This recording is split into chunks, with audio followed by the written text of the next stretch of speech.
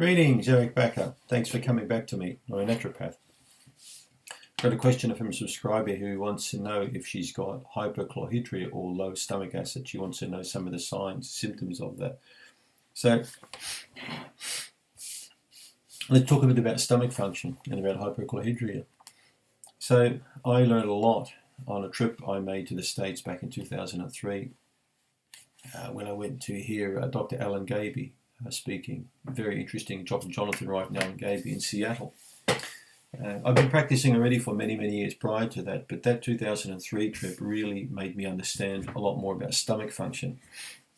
Wright, Jonathan Wright, who's long retired now, I believe, incredible doctor, one of the most important influences for many functional medicine doctors in America and around the world. But Dr. Wright was a very big believer going back probably in as far as the 70s, that people with stomach problems, particularly low acid production stomach, were exhibiting signs of overacidity. So a common thing, for example, to experience when you've got hypo, which means low chlorhydria, stomach acid, is heartburn. So many doctors never believed this until they actually devised a special capsule which could be swallowed to determine stomach acid viability, and they did find that. They discovered that many people with heartburn in fact had a low acid stomach, not over acid stomach. So many people watching this video, for example, who are taking an acid blocker or a PPI drug, proton pump inhibitor drug, there are many of them on the market, like Nexium, for example. It's $1 billion drug.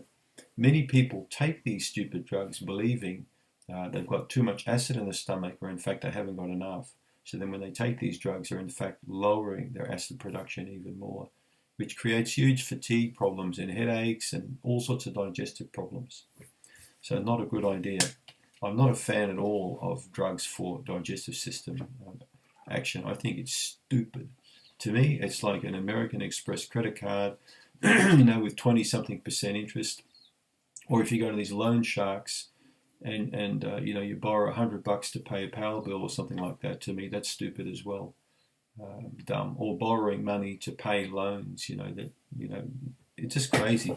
To me, that's what these drugs are like. You're just basically buying time and you're creating serious underlying dysfunction.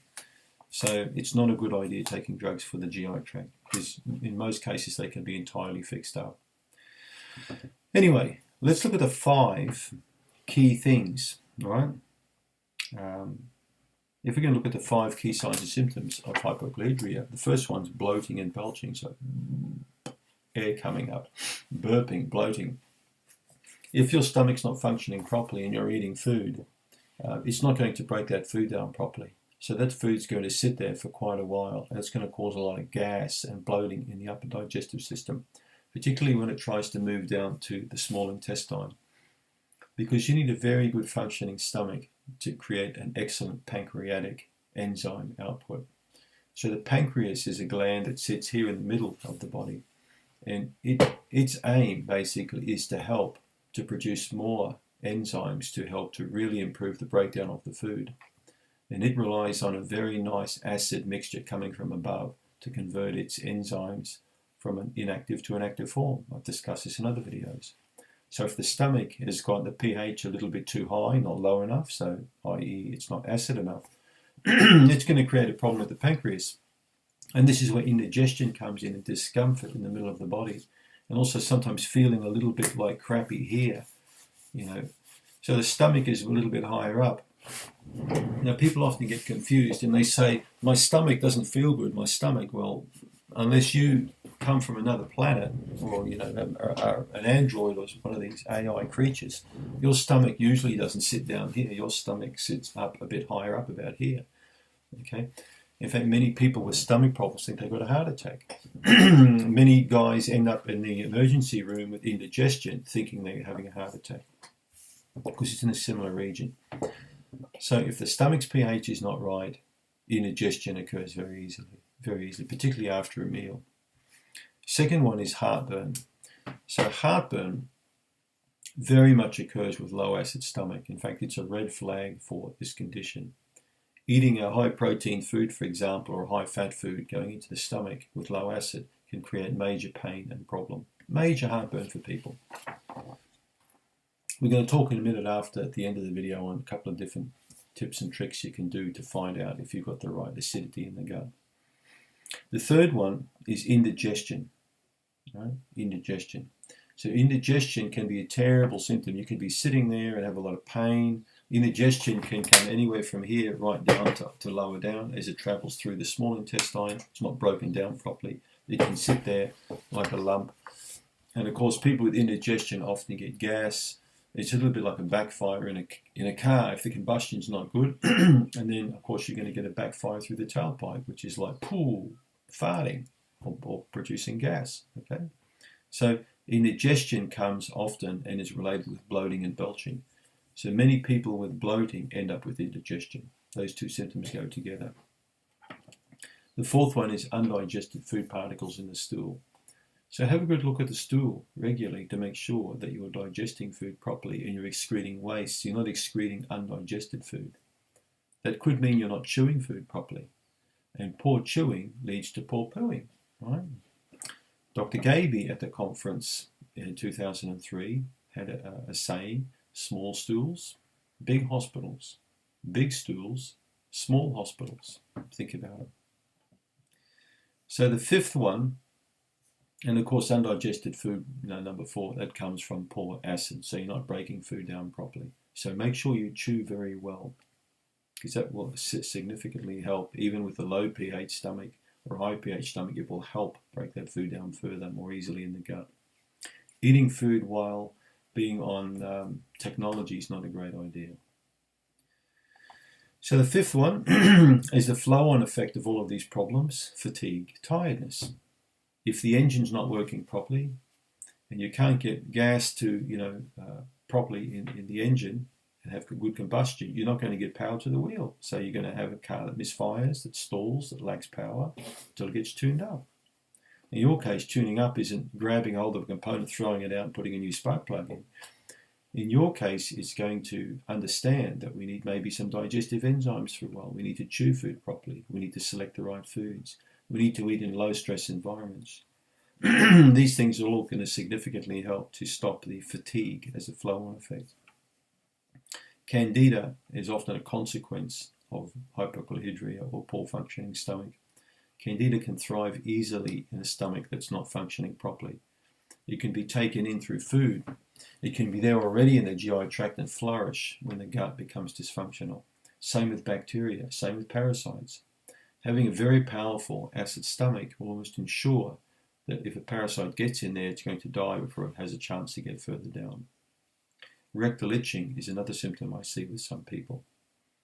So we talked about the 2 methods for stomach. So one thing you could do is get a good teaspoon, a heaped teaspoon of baking soda or bicarbonate of soda and put that in 8 ounces of water, 250 mils or 8 ounces. Give it a stir and then drink that.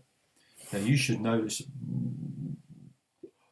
it's like having soda, you should notice a big burp not long after you've had that, because that's the acid being neutralized by the bicarbonated soda.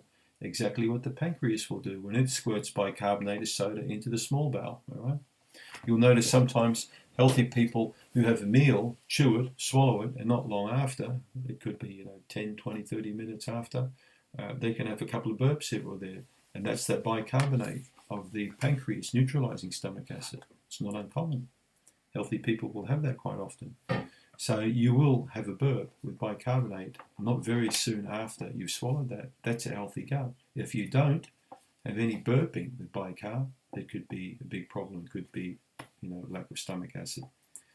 The other one you can do is to take a digestive enzyme, particularly a very powerful betaine pepsin supplement. There are many you can get in different companies.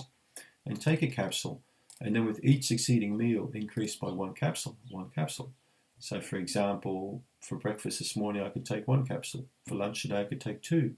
For dinner I could take 3. Following morning for breakfast 4. I keep stacking it up until I notice a bit of heartburn or reflux or pain behind the sternum or over-acidity symptom. That means I've reached my threshold. Now a healthy guy like me, I can't take any more usually than 2 betaine pepsin or I feel sick. I've seen some people take 30 to 40 capsules per meal. I'm not joking, especially very elderly people. So this is what we call the tummy tolerance method of determining stomach acid. If you forgot that, go back on this video and watch what I said to hear about stacking that up. So that's a good test for you to determine what your level of stomach acid is. So you've got the bicarb or baking soda test, and you've got the tummy tolerance test. Think about it. And last thing I'll leave you with is check out Canxida Restore. I think I might have a container here. It's in the green bottle. This is a digestive enzyme and a probiotic combination. The Canxida Restore works quite well for hypochlorhydria. You just take one capsule with each meal, usually for a couple of months, and chew food properly and make the correct selections, and that will go a long way towards helping you recover from hypochlorhydria or underactive stomach. Thanks for tuning into this video. I hope that it was educational and you got some information from it. Thanks very much.